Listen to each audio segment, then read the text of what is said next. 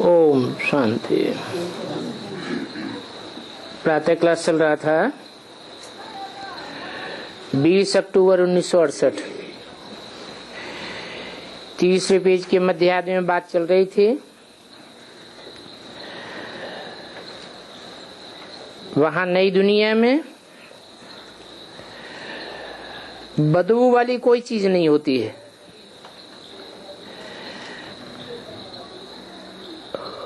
शरीर छोड़ते हैं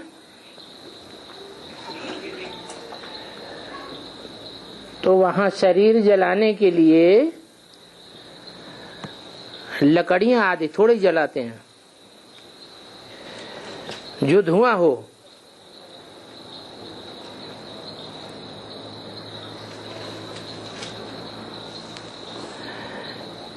यहाँ तो कितना धुआं हो जाता है, वो तो नाम ही है स्वर्ग।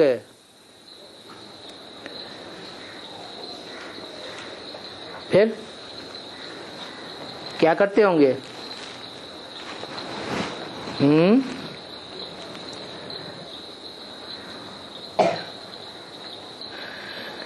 देवात्माएं जब शरीर छोड़ती है नई दुनिया में तो लकड़ियों से जलाते नहीं हैं, तो क्या करते हैं? सागर की लहर से अपने। हाँ, जब टाइम होता है उन्हें साक्षात्कार होता है कि अब हमारी उम्र पूरी हुई, ये शरीर छोड़ना है। सागर के किनारे चले जाते हैं, शरीर छोड़ते हैं और सागर आकर के लहर मारता है और ले जाता है। धुआं आदि की बात ही नहीं।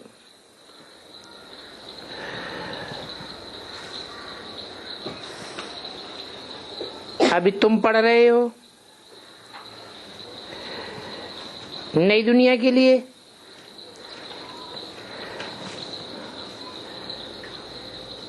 छोटे छोटे बच्चे हैं, अलफ बे पढ़ते हैं तो धरती पर बैठ पढ़ते हैं ना। बाप भी देखो कैसे बैठ पढ़ाते हैं। और ये भी भगवान वाच तो है ना,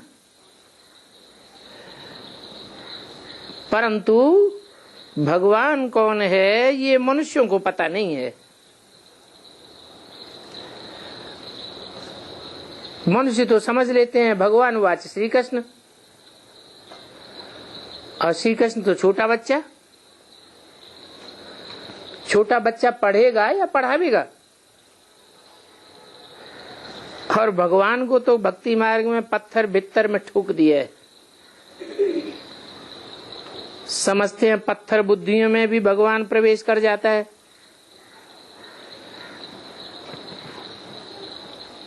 ज्ञान मार्ग में जो भीत बनकर अर्थात दीवाल बनकर खड़े हो जाते हैं, ऐसे विघ्न डालने वालों में भी भगवान प्रवेश कर जाता है।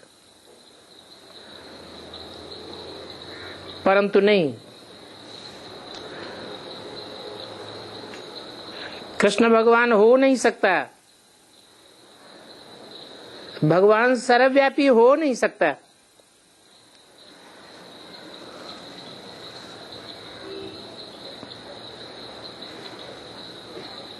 भगवान से जो रचना रची जाती है वो तो नई दुनिया की रचना है। नई दुनिया का प्रिंस है कृष्ण। तो देखो कितना फर्क है। इस संगम युग पर ही फर्क का मालूम पड़ता है, और कोई युग में पता नहीं पड़ता। क्यों? संगम युग पर ही क्यों पता पड़ता है सच्चाई का? क्योंकि भगवान संगम युग पर ही आते हैं और कोई युग में नहीं आते हैं। संगम युग में क्यों आते हैं? संगम युग में इसलिए आते हैं कि जब कलयुग का अंत हो, पापी युग का अंत हो, तभी तो भगवान आवे। पाप को खलास करे, पाप की दुनिया को खलास करे, पापियों को खलास करे। इसलिए भगवान आवे। तो पाप की दुनिया का अंत करने और पुण्य आत्माओं, देव आत्माओं की दुनिया की शुरुआत करने आते हैं। तो जरूर संगम हुआ। काय का संगम? नई दुनिया सतयुग का संगम और कलयुग का संगम। तो देखो, बाप की जीवन कहानी में पूरे 84 जन्म लेने वाले का नाम डाल दिया है।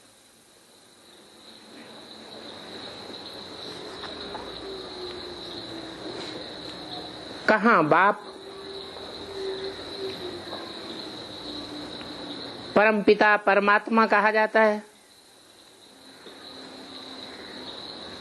परम श्रेष्ठ कहा जाता है, परम पवित्र कहा जाता है।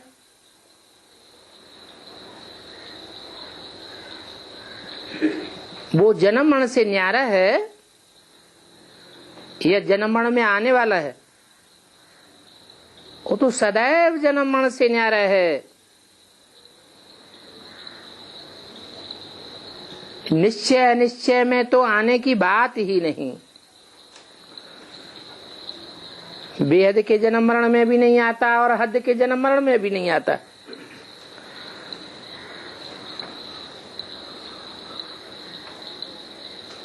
इसलिए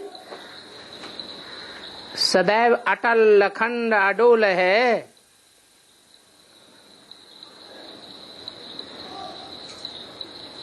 उसके स्थान पर नाम 84 जन्म लेने वाले का डालेंगे तो जरूर हाहाकार हो जाएगा। पहले हाहाकार होगा, फिर जय जयकार होगी। ये खूनी नाहक खेल बना हुआ है। ऐसा खूनी नाहक खेल होगा जो तुम बच्चे देख भी नहीं सकेंगे।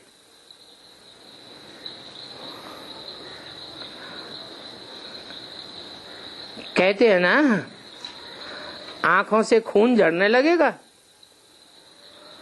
तो कितना हाहाकार हो जाता होगा।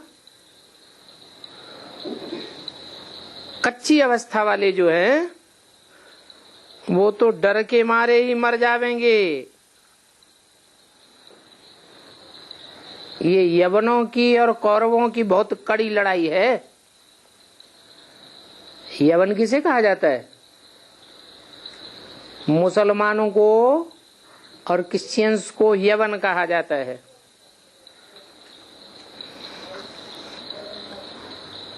बहुत ही बेरहम हैं। रक्त की नदियां बहा देंगे। बाहर की बात नहीं है, अर्थात विदेशों की बात नहीं है। वहां तो आग के गोले छोड़ेंगे, 1 सेकंड में मौत हो जाएगा। खून की नदियां बहने की बात ही नहीं। श्वास लिया और ये मरा।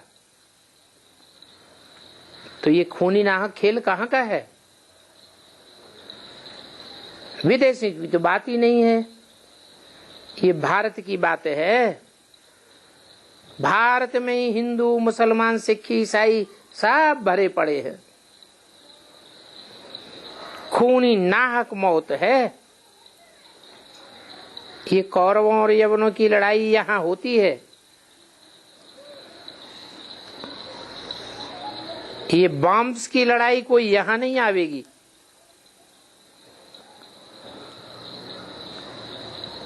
जहाँ बॉम्ब्स की लड़ाई होती है उनको तो दुख नहीं भोगना पड़ता। 1 सेकंड में मौत आ जाता है, खलास हो जाते हैं। यहाँ भारत को तो बहुत दुख भोगना पड़ता है। पहले अथाह दुख,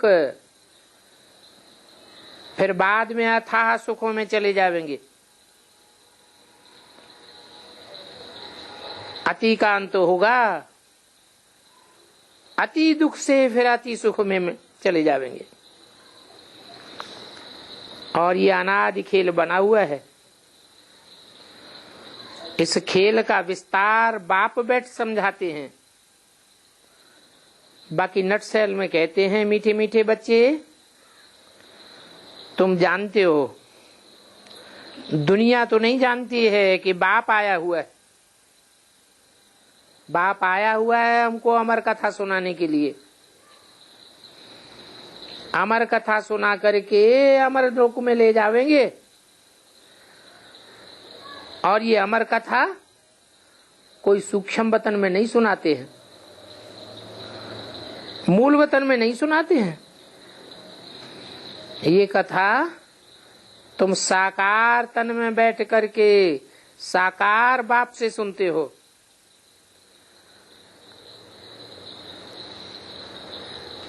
क्योंकि बाप को सुनाने के लिए मुख जरूर चाहिए। बाप स्वयं निराकार है, ज्योति बिंदु है, सदैव ज्योति बिंदु है। उसके ज्योति बिंदु का ही नाम शिव है, परंतु फिर भी उसको साकार मुख चाहिए। इस मुख से ज्ञान अमृत बहता है। कहा जाता है ना ज्ञान अमृत। ये मुरली जो ब्रह्मा के मुख से चलती थी, ये कोई ज्ञान अमृत नहीं है। क्यों? अमृत कैसे तैयार होता है? अमृत को मंथन किया जाता है। सागर मंथन का नाम बहुत बाला है। सागर मंथन हुआ, फिर सार चीजें निकली। तो बाप कहते हैं, मैं जो सुनाता हूं उसका मंथन करो। अमृत कोई पानी को नहीं कहा जाता है। पानी को मथने से कोई सार नहीं निकलेगा। दूध को मथते हैं, दही को मथते हैं तो मक्खन निकलता है। पानी को मंथन करने से कुछ थोड़ा ही निकलेगा। वो तो पानी की नदियां हैं। बाप तो ज्ञान का सागर है, उनमें बहुत नॉलेज है। तो समझाने के लिए कहा जाता है कि अमृत छोड़ बिख काहे को खाए।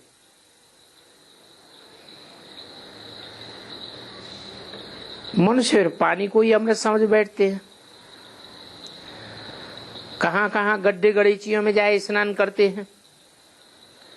पहाड़ों पर जाते हैं स्नान करने के लिए। पहाड़ों पर मंदिरों में गऊ का मुख बनाई दिया है। समझते हैं गौ मुख से ज्ञान अमृत निकला। अब कौन सी गऊ की बात है? वो समझते हैं जानवर गऊ की बात है। जानवर गऊ के शरीर में 33 करोड़ देवताएं चित्रों में दिखाई देते हैं। अब जानवर गऊ की बात थोड़ी ही है। तुम सब गैया हो। भारत की जो कन्याएं माताएं हैं वो जैसे गैया हैं, सीधे स्वभाव की हैं। जीवन में उनको जिसे एक खूंटे से बांध दिया जाता है, माँ बाप जिस खूंटे से बांध देते हैं सारा जीवन भर उसी खूंटे से सीधे साधे जीवन बिताते हुए बंधी रहती है। तो तुम भारत की गौएं हो, तुम्हारे मुख से ज्ञान अमृत निकलता है। नंबरवार है ना। बाकी पहाड़ों से पानी तो सदैव ही आता रहता है। पहाड़ की बात है या ऊंची स्टेज की बात है? तुमने बाप की याद में जो ऊंची स्टेज धारण की है, उस ऊंची स्टेज में जो तुम्हारा मनन चिंतन मंथन चलता है, उस मनन चिंतन मंथन से तुम्हारे मुख से जो भी ज्ञान अमृत की बातें निकलती हैं वो अमृत तुल्य हैं। ऐसे तो कुएं में भी पानी इकट्ठा होता है, परंतु कुआं तो खोदा जाता है। कुआं खोदने में कितनी मेहनत लगती है।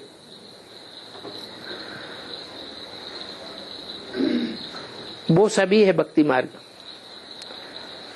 कितने कष्ट सहन करके तीर्थों पर जाते हैं। कोई तो तीर्थ यात्रा करते करते रास्ते में ही मर जाते हैं, है? कोई माने कौन? ब्राह्मणों की दुनिया में भी कोई ऐसे हैं जो यात्राएं करते और कराते हुए बीच में ही शरीर छोड़ देते हैं। बेसिक ब्राह्मणों में ऐसे ढेर ब्राह्मण हैं जिन्होंने दूसरों को यात्रा कराते कराते, खुद यात्राएं करते करते बीच में ही शरीर छोड़ दिया। प्राप्ति तो कुछ भी नहीं हुई। अभी तुम्हारी यात्रा तो कितनी सहज है।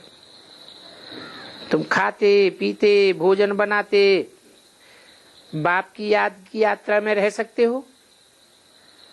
बाप ने कहा है, बच्चों मुझ बाप को याद करेंगे तो तुम्हारे सभी पाप कट जाएंगे। क्यों? एक बाप को याद करने से ही क्यों कटेंगे पाप?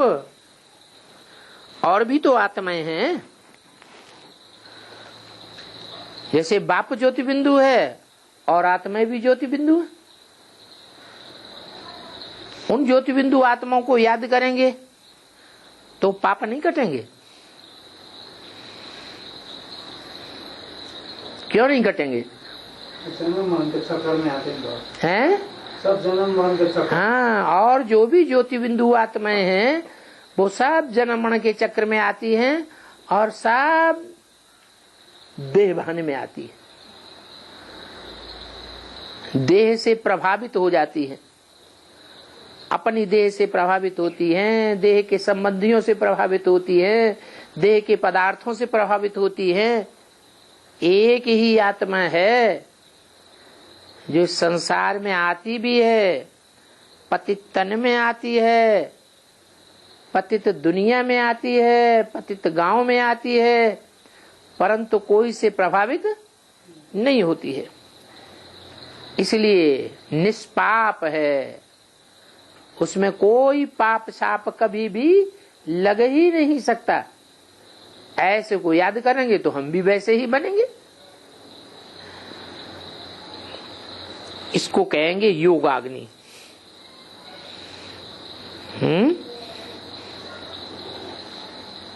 अग्नि में कोई भी चीज डालते हैं तो भस्म हो जाती है, सार रह जाता है। जैसे अग्नि में खाद वाला सोना डालेंगे तो सोने की खाद सारी भस्म हो जाएगी। क्या बचेगा? जो पक्का पक्का सोना होगा वही बचेगा। तो ये आत्मा जैसे सोना है, आत्मा योग अग्नि में रहेगी तो सच्चा कुंदन, सच्चा सोना बन जाएगी।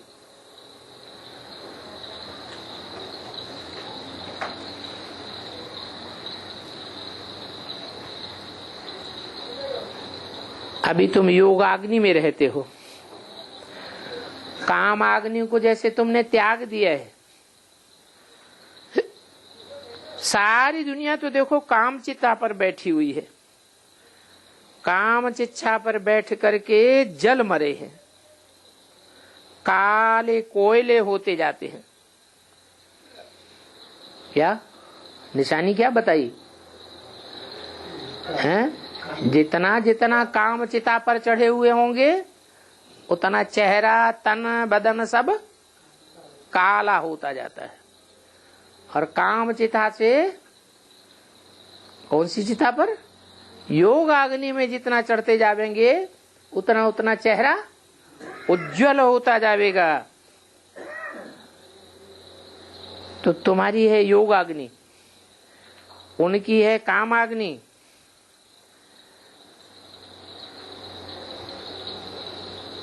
काम अग्नि में काले हो पड़े हैं,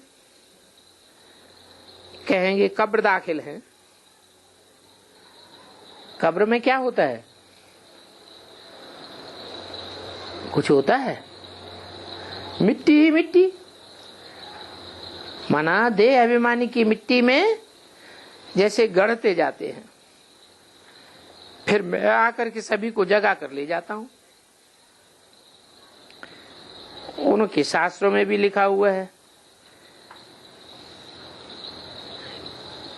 कि सब कब्र दाखिल जब हो जाते हैं तब खुदा आता है, कब्र से जगाता है। अब ऐसे कोई थोड़े ही है, ये देह अभिमानी की कब्र है, देह अभिमानी की मिट्टी है, जिसमें सारी दुनिया फंसती जाती है। अभी मैं आकर डायरेक्शन देता हूं, अपन को आत्मा समझो, देह रूपी मिट्टी न समझो। देह रूपी मिट्टी तो विनाशी है, घड़ी घड़ी इसका रूप बदलता है। आत्मा तो अविनाशी है, उनको पार्ट मिला हुआ है, जन्म जन्मांतर का पार्ट मिला हुआ है। इसको कहा जाता है अनादि अविनाशी ड्रामा। जो भी 450-500 करोड़ आत्माएं हैं, सभी अविनाशी पार्टधारी हैं, ऊपर से आती रहती हैं, फिर बाप आकर सभी को ले जाते हैं। ये पार्ट सदैव रिपीट होता रहता है, आना और जाना। ये पार्ट कब घिसता नहीं है। इतनी छोटी सी आत्मा फिर भी घिसती नहीं है, इन आंखों से भी नहीं देखी जाती। जैसे स्टार्स कितने छोटे दिखाई पड़ते हैं, परंतु हैं तो बहुत बड़े बड़े।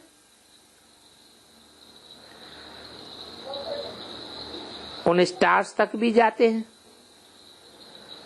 यह है साइंस का झूठा घमंड। वो तो समझते हैं एक एक स्टार में दुनिया है,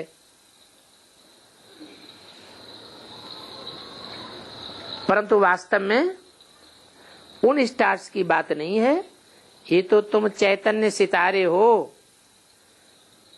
जिन चैतन्य सितारों में एक एक दुनिया बसी हुई है। तुम्हारी अपनी दुनिया है,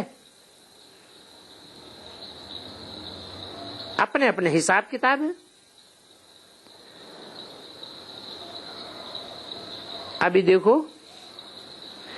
दुनिया के लोग तो साइंस से ही सभी कुछ सीखते हैं। इस साइंस से फायदे भी बहुत हैं। ये बिजली आदि ये वहां सब काम में आवेगी। 20 अक्टूबर 1968 की वाणी का 4था पेज। परंतु वहां कोई भी बदबू वाली चीज नहीं रहेगी। अभी तो करंट आते आते आग लगती है तो कितनी बदबू हो जाती है। वहां की गैया भी बहुत शोभनीक होती हैं।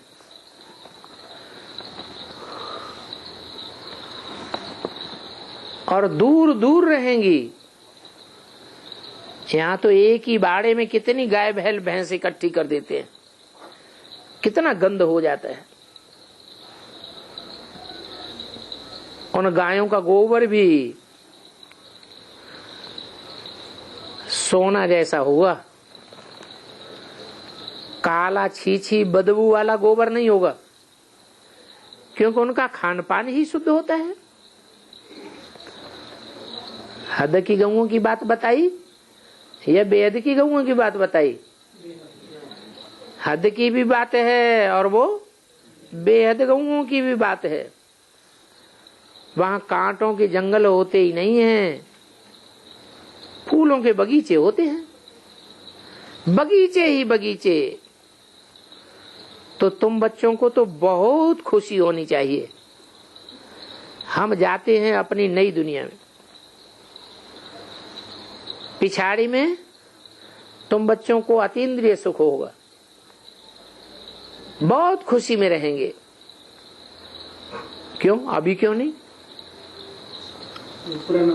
हैं? इसलिए नहीं कि अभी हमारे पाप कर्मों का लेखा जोखा पूरा नहीं हुआ है। जब पूरा हो जाएगा तो पुण्य कर्मों का लेखा जोखा हमारे सामने आवेगा, पाप कर्म खलास हो जाएंगे, तो अतीन्द्रिय सुख भी होगा। अतीन्द्रिय सुख का मतलब ही है इंद्रियों से परे का सुख। इंद्रियों की जैसे दरकार ही नहीं। अभी जो भी सुख भोगते हैं मन के बगैर सुख भोगते हैं क्या?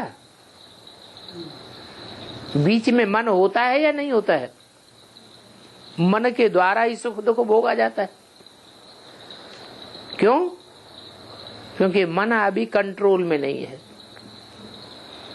मन स्वयं ही अभी अमन नहीं है।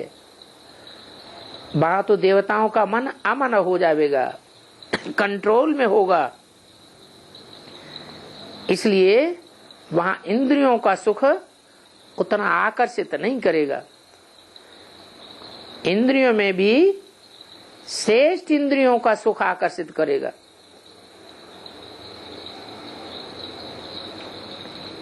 बाकी सतयुग त्रेता में अतीन्द्रिय सुख की बात नहीं है। कहाँ की बात है? अभी संगम युग में पिछाड़ी का जो सुख तुम्हारा है वो अतीन्द्रिय सुख का है।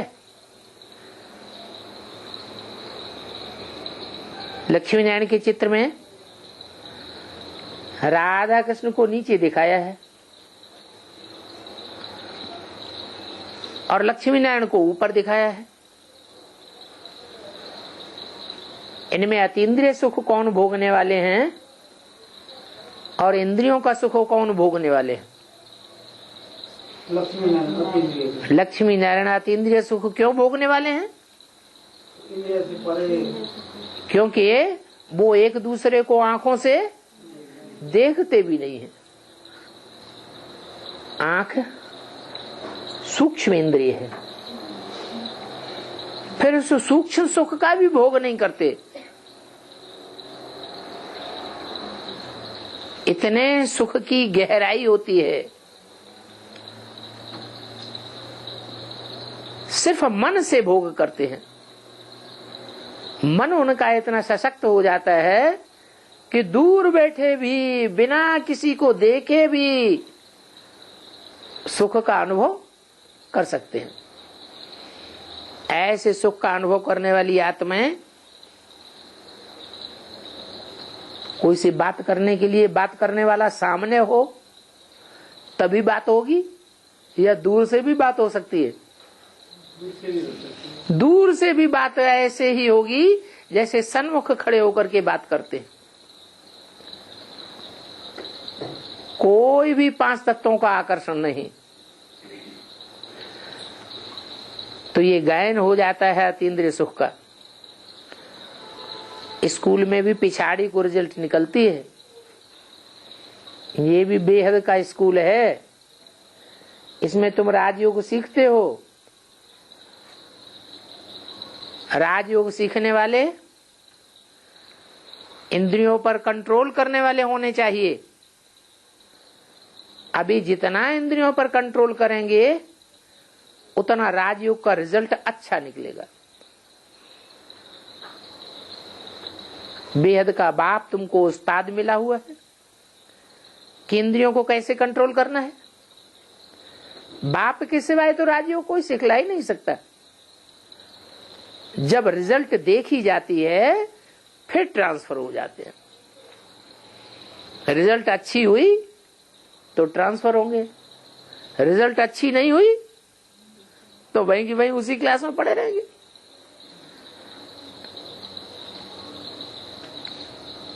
तो ये भी रिजल्ट देखा जाता है। साक्षात्कार कराते जाएंगे और ट्रांसफर होते जाएंगे। काहे का साक्षात्कार कराते जाएंगे? हैं? ज्ञान में आने के बाद श्रीमति के अनुकूल क्या क्या कर्म किए हैं और श्रीमति के प्रतिकूल विपरीत कौन कौन से कैसे कैसे कर्म किए हैं, वो सब कर्मों का साक्षात्कार होगा। फिर ट्रांसफर हो जाएंगे। अच्छे अच्छे जो हार खाकर फिर गिरते हैं उनको भी साक्षात्कार होगा। शुरू में भी तुमको ढेर साक्षात्कार होते थे, अंत में भी तुमको ढेर साक्षात्कार होंगे। अंतर क्या होगा? शुरू में जो साक्षात्कार होते थे उनका आधार था भक्ति मार्ग, बंद आंखों के साक्षात्कार होते थे, क्योंकि उस समय ज्ञान तो था ही नहीं। और अभी तो बुद्धि में ज्ञान भरा हुआ है, तो बंद आंखों के साक्षात्कार की बात नहीं है। अभी तो बुद्धि के आधार पर सारी बातें क्लियर दिखाई देंगी, विद प्रूफ और प्रमाण हर बात समझ में आवेगी। ये साक्षात्कार क्यों होते हैं? इनकी क्या दरकार है? साक्षात्कार होते हैं खुशी में लाने के लिए, दुख में लाने के लिए नहीं होते हैं। कैसे? साक्षात्कार हुआ ऐसा समझकर भक्ति मार्ग में बहुत खुश हो जाते हैं ना। खुश हो जाते हैं, फिर दुखी भी हो जाते हैं। दुखी हो जाते, ज्यादा खुशी हो जाते हैं। कोई प्रूफ है? मीरा को ऐसा मीरा को साक्षात हुआ तो खुश हो जाती थी। बैकुंठ का साक्षात्कार होता था, बैकुंठ मिलता तो नहीं था, फिर खुशी कितनी बढ़ जाती थी, उमंग उत्साह ही बढ़ जाता था, दुनिया की परवाह नहीं, कितना उमंग उत्साह बढ़ जाता था। तो साक्षात्कार से दुख भी होता है क्या? गंदा हो गया तो साक्षात्कार से दुख भी होता है। जैसे ब्रह्मा बाबा को विनाश का साक्षात्कार हुआ तो खुश हुए या रोना शुरू कर दिया? रोना शुरू कर दिया। हम बच्चे प्रैक्टिकल में दुनिया में विनाश देखेंगे, मिरवा मौत, मलू का शिकार, जैसे जानवर बेचारे की मौत आती है, हमारी बुद्धि में बैठ जाएगा ये सारी दुनिया जानवरों की है। बाप इतनी अच्छी अच्छी बातें बताते हैं, इतने साल हो गए बताते बताते, कोई सुनने के लिए भी तैयार नहीं। तो जानवर बुद्धि है या देवता बुद्धि है? कहेंगे जानवर बुद्धि है। ऐसे जानवरों का तो विनाश ही होगा या नई दुनिया में जाएंगे। ऐसे जानवरों को शरीर जबरियन छोड़ना पड़ेगा, धर्मराज की सजाएं खाते जाएंगे, हाय हाय करते जाएंगे, अंत मते सोगते होती जाएगी।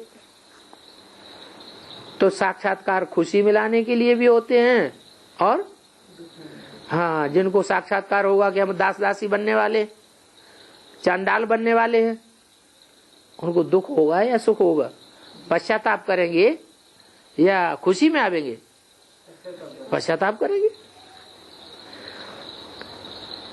तुम तो वहां फरिश्ते जैसे रहते थे, आदि की बात बताई, समझते थे ये सच्ची खुदाई खिदमतगार है। दुनिया वाले समझते थे, क्योंकि बाप तुम बच्चों के साथ उस समय मददगार था। बाप मददगार था और अब उस समय मददगार था, अब मददगार नहीं है? अब मददगार है, अभी भी है, लेकिन अब मददगार है, फिर दुनिया वाले हमको खुदाई खिदमतगार क्यों नहीं समझते हैं? पहले कैसे जान लिया? यज्ञ के आदि में कैसे जानते थे?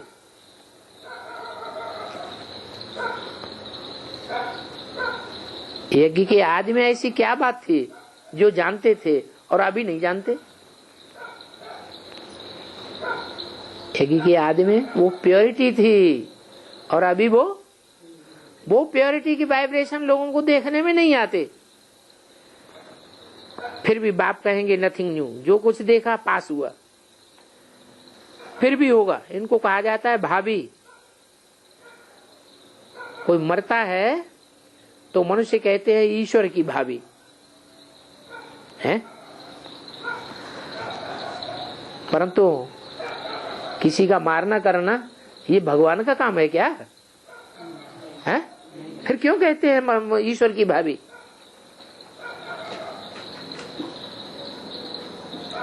कोई मरता है तो दुखी होते हैं, रोते हैं, रुलाते हैं, ये काम भगवान का है क्या? फिर क्यों कहते हैं भगवान की भाभी? भगवान क्या कहते हैं? अगर ईश्वर की भाभी नहीं है तो किसकी भाभी है? हैं? नहीं, ड्रामा की भाभी। और ड्रामा बनाया किसने? अपना अपना ड्रामा अपने आप बनाते हैं। बाप तो सिर्फ रास्ता बताते हैं, ऐसे नहीं कहेंगे भगवान की भाभी। नहीं, भगवान तो सिर्फ रास्ता बताते हैं। अच्छे रास्ते पर चलेंगे, अच्छा रास्ता जो मैं बताता हूँ तो तुम सुखी रहेंगे। बुरे रास्ते पर चलेंगे तो तुम घड़ी घड़ी दुखी होते रहेंगे। कहेंगे ये बना बनाया ड्रामा है। मैं भी ड्रामा के बंधन में बांधा हुआ हूँ क्या है? जब कहते हैं मैं भी ड्रामा के बंधन में बांधा हुआ हूँ, तो बंधन में सुख होता है या दुख होता है? हैं? तो भगवान भी दुखी और सुखी होता है ड्रामा में? अरे प्रश्न ये है, भगवान भी सुखी दुखी होता है क्या? नहीं होता है। फिर भगवान कैसे ड्रामा के बंधन में बांधा हुआ है? बांधा हुआ है तो बंधन हो गया। बंधन तो अच्छी बात नहीं है, बंधन तो दुख के लिए होता है। हाँ, जिसको हम भगवान का बंधन में बांधा हुआ हूँ वो साकार के लिए बात साबित होती है, निराकार के लिए बात साबित नहीं होती है। एक सेकंड भी आगे पीछे मैं नहीं आ सकता हूँ। बिल्कुल एक्यूरेट ड्रामा चलता है। इसको बेहद का अविनाशी ड्रामा कहा जाता है। बनी बनाई बन रही, अब कुछ बननी ना है।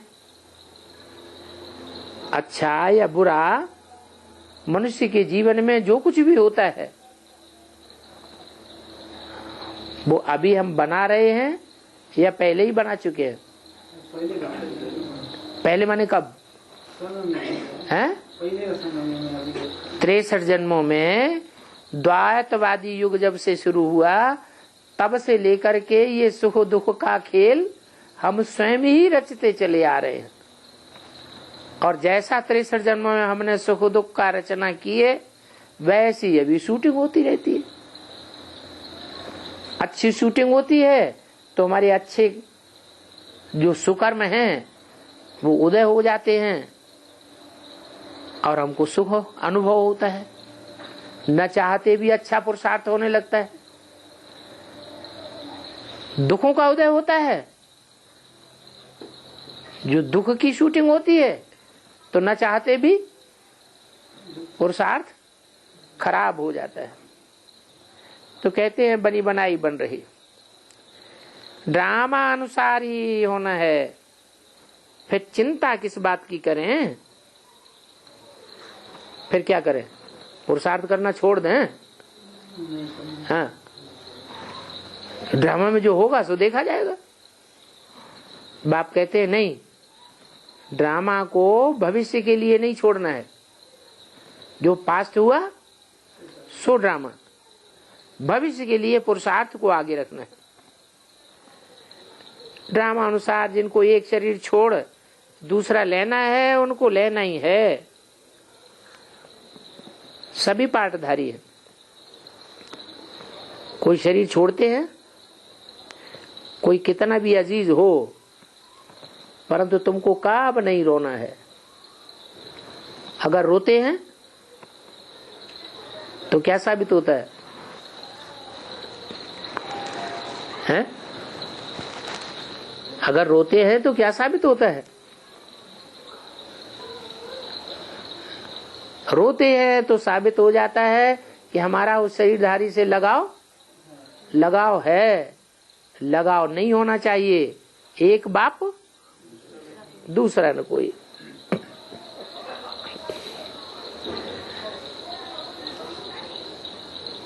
रोना किसको आता है? आत्माभिमानी को या देह अभिमानी को? जो देहभान में रहते हैं उनको रोना आता है। आत्माभिमानी होंगे तो रोने की बात ही नहीं आती। रोना माने दुख। जो दुख है वो शरीर भोगता है या आत्मा भोगती है? शरीर के द्वारा आत्मा दुख भोगती है। तो हर एक अपना पार्ट बजाए रहे। एक पार्ट पूरा किया फिर जाकर के दूसरा बजावेंगे। माँ बाप संबंधी सभी बदल जाएंगे। नया जन्म लेने के बाद क्या होता है? माँ बाप भी बदल जाते हैं और संबंधी भी सब बदल जाते हैं। तो इसमें रोने की क्या दरकार? अच्छा, कह देने से हो जाएगा? हैं? फिर क्या क्या करने से होगा? हाँ, पुरुषार्थ करना चाहिए, बार बार प्रैक्टिस करना चाहिए। रोने की दरकार नहीं है। सतयुग में, सतयुग से लेकर के त्रेता अंत तक तुम कभी नहीं रोते हो। वहां क्या खास बात हो जाती है? हैं? हाँ, वहां आत्माभिमानी ये स्टेज पक्की हो जाती है। संगम युग में हम ऐसी प्रैक्टिस पक्की कर लेते हैं कि 21 जन्म के लिए हमें आत्मा कभी भूलती ही नहीं।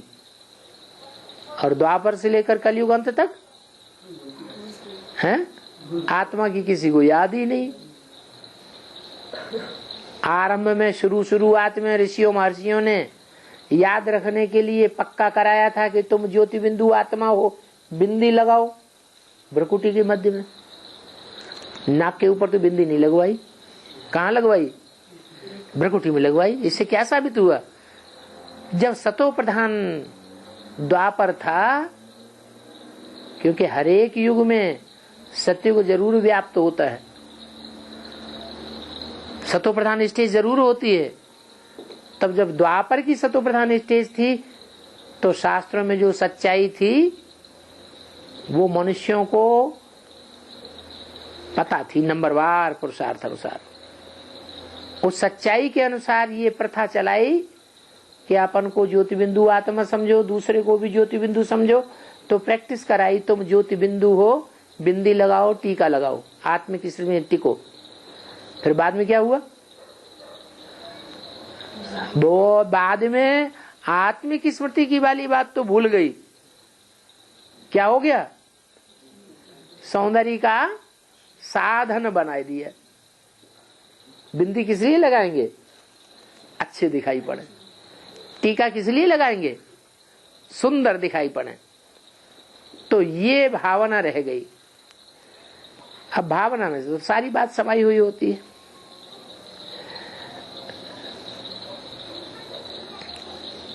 तो देखो, ये पढ़ाई है रूहानी, रूह बनने की पढ़ाई है। एक बार पढ़ने से 21 जन्म तक के लिए तुम रूहानी स्टेज में टिक जाते हो।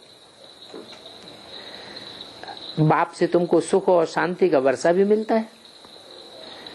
तो तुम बच्चों को तो कितनी खुशी होनी चाहिए कि अभी हमारा ये अंतिम जन्म है, इसके बाद फिर कोई नया जन्म होने वाला नहीं है इस दुख की दुनिया में। तो दुख आवेंगी फिर अगले जन्म में? नहीं आवेंगी। अंतिम जन्म है, अंतिम जन्म में जो कुछ दुख भोगना होगा सो बस इसी जन्म में भोगना है। और अभी तो परवाह क्या, अभी तो बाप हमारा रक्षक बनकर के आया हुआ है, छत्र छाया बनकर के आया हुआ है। कितना भी दुख आता रहे बाप जिम्मेवार है। तो तुमको कब रोना नहीं है। पाई पैसे के लिए तुम क्या बैठ पढ़ाई पढ़ेंगे? क्या लोग पढ़ाई पढ़ते हैं, किस लिए पढ़ रहे हैं? पैसे कमाने के लिए। बाप कहते हैं ये पैसे कमाने के लिए तुम क्या पढ़ाई पढ़ेंगे? तुम्हें तो ज्ञान रतन भगवान से मिल रहे हैं। ये ज्ञान रतन जन्म जन्मांतर के लिए स्थूल रतन बन जाएंगे। अभी जो जितना ज्ञानी बनेगा उतना महादानी बनेगा, उतना बड़ा धनवान बनता रहेगा जन्म जन्मांतर के लिए। और तो सभी कुछ खत्म हो जाना है। बाप कहते हैं गृहस्थ व्यवहार में बल रहो परंतु श्रीमत पर चलो। बल क्यों लगा देते हैं?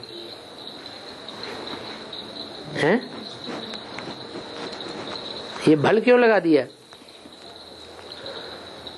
बल शादी करो, पवित्र रहकर दिखाओ, ऐसे क्यों कह देते हैं? हाँ? पैसा है तो भले महल माड़ियां अटारियां बनाओ, एक कमरा गीता पाठशाला लगी है जरूर छोड़ दो। शिव बाबा नहीं करते हैं? शिव बाबा का बहाने ब्रह्मा बाबा बोलते हैं। नहीं बोलते तो शिव बाबा ही है, लेकिन बल लगा देते हैं। बल माने तुम्हारी इच्छा है तो करो, भले करो, नहीं तो नहीं करो। मनमत हुई ना। भल है माना मनमत है, और भल नहीं है सही से सीधा डायरेक्शन दे रहे हैं प्रॉपर्टी नहीं बनानी है, सीधा सीधा डायरेक्शन दे दिया, नहीं बनानी है तो नहीं बनानी। फिर मकान बनाने की क्या दरकार? शादी बर्बादी है, सीधा डायरेक्शन दे दिया। फिर जब बोलते हैं भल शादी करो परंतु दोनों मिलकर के पवित्र रह दिखाओ, बाप तो चाहते हैं ऐसे बच्चे निकले जो शादी भी करें और शादी कह के पवित्र बनकर के दिखाए, नाम वाला हो जाएगा। परंतु आज की दुनिया में ऐसा संभव हो पा रहा है? ब्रह्मा बाबा ने कितने युगलों को परमिशन दे दी, गंधर्व विवाह कर लो। फिर गंधर्व विवाह करने के बाद फिर हुआ क्या है? बुढ़े बने कि नहीं बने हैं? बुढ़े हो गए। जो ब्रह्मचर्य का रुतबा आना चाहिए वो रुतबा तो देवता ही रुतबा तो नहीं रहा। तो बाप कहते हैं श्रीमत पर चलना जरूरी है। बाप को ट्रस्टी बना करके सदैव राय लेते रहो। फिर यहां देखो भल मकान आदि बनाओ। भल शब्द का अर्थ क्या हुआ कि बाबा डायरेक्शन नहीं दे रहे हैं। भल का अर्थ यह हुआ ये तुम्हारी अतीव इच्छा है, तुम्हारी अपनी मनमत है, उस मनमत को पूर्ति करने के लिए भल मकान बनाओ। भल विलायत घूमने जाओ। वाह, अब विलायत में घूमने जाएंगे, संग का रंग लगेगा कि नहीं लगेगा? संग का रंग लगेगा। दुनिया की चकाचौंध देख करके बुद्धि चमत्कृत हो जाएगी, प्रभावित हो जाएंगे। बाबा कोई मना नहीं करते हैं, भल जाओ। हाँ, डायरेक्शन सभी देते रहते हैं। विलायत में जाकर के डायरेक्शन नहीं ले सकते क्या? नहीं ले सकते? ले सकते। आजकल तो कितने साधन निकले हुए हैं। मोबाइल निकला हुआ है, ईमेल निकला हुआ है। कोई घड़ी घड़ी संदेश लेना चाहे बाप से तो ले सकता है, लेकिन फिर संभव हो पाता है? दुनिया की चकाचौंध जहां लगी, बस बाप वगैरह सब भूल गया। हाँ, कुछ भी करो, पवित्र रहना है, बाप की याद में रहना है और दैवी गुण धारण करने हैं।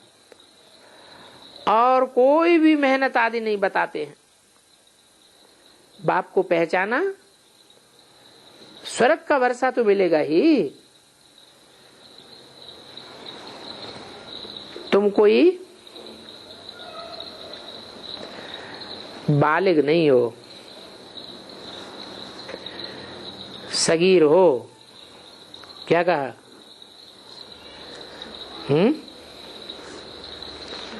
सगीर माने बड़े समझदार, और बालिग माने छोटे। तुम्हारा शरीर बड़ा है, आत्मा को तो सगीर अथवा बालक नहीं कहा जा सकता। क्यों? आत्मा को सगीर या बालक क्यों नहीं कहा जा सकता? आत्मा तो सदैव ही ज्योति बिंदु, छोटी बड़ी नहीं होती है। ये बड़ी समझने की बातें हैं। आत्मा बहुत छोटी है, फिर भी 84 जन्मों का पाठ बजाती रहती है। और ये ज्ञान की बातें कोई भी शास्त्रों में भी नहीं है, न कोई मनुष्य जानते हैं। बाप ही बैठ इन ज्ञान की बातों को अच्छी रीति समझाते हैं। वो बाप ही ज्ञान का सागर है, वो ही नॉलेजफुल है। उनको झाड़ का बीज रूप कहा जाता है, हैं? किसको? कौन से बाप को? कौन से झाड़ का बीज रूप और कौन सा बाप? जो मनुष्य सृष्टि रूपी झाड़ है, उस मनुष्य सृष्टि रूपी झाड़ के बाप को बीज कहा जाता है। वो बीज अति सूक्ष्म है। जैसे बाप सूक्ष्म है आत्माओं का, वैसे मनुष्य सृष्टि रूपी झाड़ का बीज भी अति सूक्ष्म स्टेज धारण करने वाला है। सदैव नहीं, कब? संगम युग में जब बाप आते हैं, निराकार आत्माओं का बाप आते हैं, तो उस आत्मा को भी आप समान बनाते हैं। वो सारे झाड़ का बीज रूप है। इसलिए फिर सत्य, चित्त और आनंद का सागर कहा जाता है। सत्य बिंदी को कहेंगे, या बिंदी साकार में प्रवेश होती है तब सत्य कहेंगे। सत्य असत्य की बात कहाँ आती है? परम धाम में तो आती नहीं। इस साकार दुनिया की बात है। चित्त माने चैतन्य। परम धाम में आत्मा चैतन्य है या जड़ है? हैं? क्या है? जड़ है, जड़वत है। वहां कोई संकल्प विकल्प चलता है क्या? वहां कोई कर्मेंद्रियां हैं जो कर्मेंद्रियों से कर्म होगा? कोई वाचा चलती है क्या? वो तो है ही निर्वाण धाम, वाणी से परे का धाम। तो चैतन्य, सत्य और आनंद स्वरूप कहाँ है? इस साकार दुनिया की बात है। पवित्रता का सागर, ये भी कहाँ की बात है? कहाँ की एक्ट से साबित होता है कि ये पवित्रता का सागर है? साकार दुनिया की बात है। कृष्ण की महिमा और बाप की महिमा बिल्कुल ही अलग अलग है। अभी तुम बेहद के बाप से वर्षा लेते हो, किस लिए? लक्ष्मी नारायण बनने के लिए। शिव बाबा से पढ़ते हो, ये लक्ष्मी नारायण जैसा बनने के लिए। तो ये तुम्हारी नई बात हो गई। भक्ति मार्ग में तो कहते रहते हैं कि गीता का ज्ञान नर अर्जुन को दिया नारायण बनने के लिए, परंतु कोई बनता तो है नहीं। और यहाँ तो तुम प्रैक्टिकल बनते हो। नई बात नहीं है। नई दुनिया के लिए नई बात सुनाने वाला एक ही बाप है। वो तो समझते हैं कृष्ण सुनाते हैं।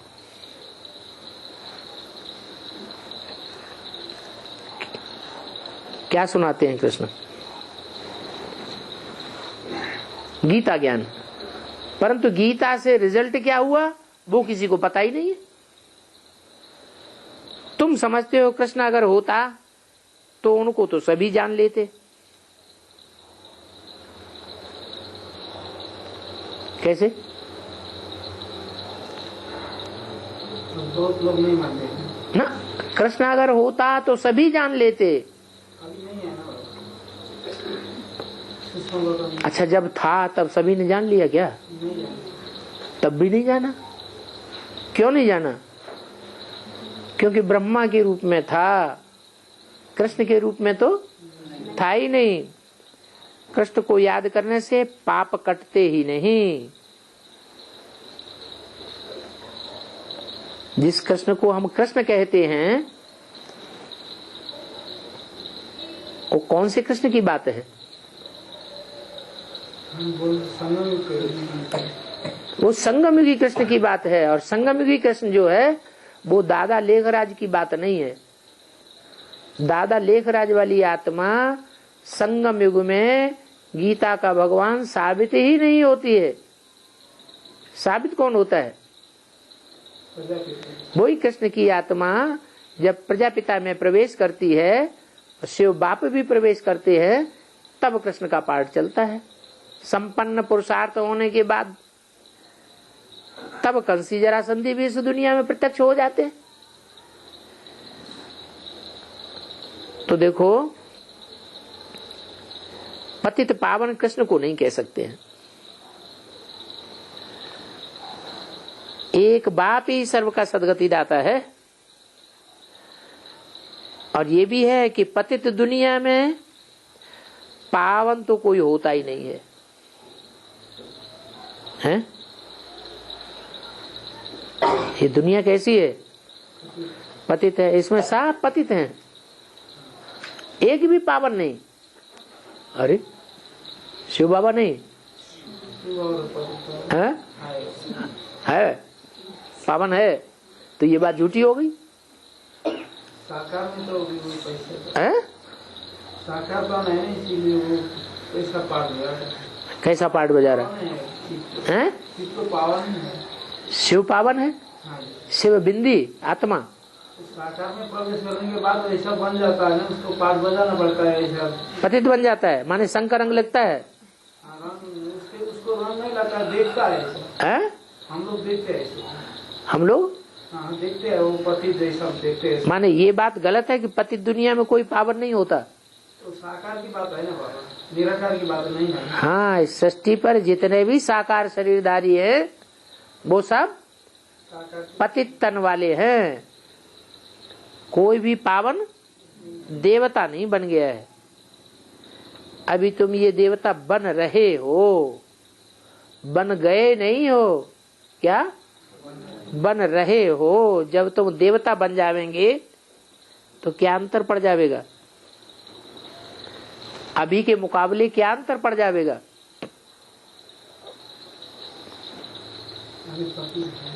हैं? हाँ ना, अंतर क्या पड़ेगा? कुछ भिन्नता महसूस होनी चाहिए कि नहीं? हाँ, सबसे बड़ी मुख्य बात ये होगी कि हमारे शरीर निरोगी होने लगेंगे। अभी 5 तत्वों में तामसपना भरा हुआ है, फिर 5 तत्व भी सात्विक को होने लगेंगे। तो अब पुरुषार्थ कर सतो प्रधान बनना है, ऐसे नहीं कि पानी से पावन बनना है, नहीं, अपन को आत्मा समझ स्वीट बाप को याद करना है।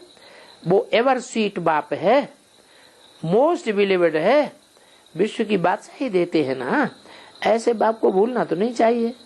भगवान टीचर बन करके पढ़ाते हैं तो तुम्हें और क्या चाहिए, कितनी खुशी होनी चाहिए बच्चों को। इस पढ़ाई से तुम क्या से क्या बन जाते हो, नर से नारायण बन जाते हो। भगवान कैसे पढ़ाते हैं ये जान लिया ना। बाप हमारा ओबीडेंट बाप भी है, टीचर भी है, सदगुरु भी है, तुम्ही ने बुलाया है। बाप को निमंत्रण दिया कि बाबा आओ, आ करके हम पतितों को बना करके, पतितों को पावन बना कर ले चलो। बाप कैसे एक्यूरेट टाइम पर आते हैं, इसलिए बाप कहते हैं मीठे मीठे बच्चों।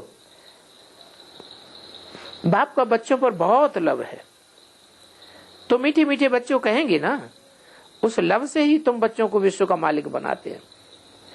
नहीं तो लौकिक बाप तो काम कटारी के नीचे गिराए देते हैं।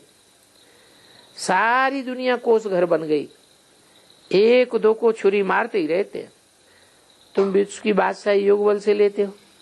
अच्छा, मीठी मीठी रूहानी बच्चों को रूहानी बाप दादा का याद प्यार गुड मॉर्निंग, रूहानी बच्चों को रूहानी बाप का नमस्ते।